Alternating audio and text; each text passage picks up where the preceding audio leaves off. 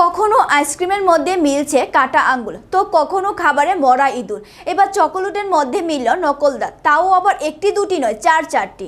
মধ্যপ্রদেশে খারগুন এলাকায় এক অবসরপ্রাপ্ত স্কুল শিক্ষিকার এই অভিজ্ঞতার সম্মুখীন হয়েছে।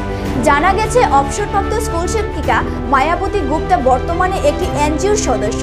এক অনুষ্ঠানে তারই এক ছাত্র তাকে কফির স্বাদের চকোলেট উপহার দিয়েছিল। পরের দিন বাড়িতে ওই চকোলেটের এক কামড় বসিয়েও তিনি বুঝতে পারেন শক্ত কিছু একটা ঠেকছে মুখে।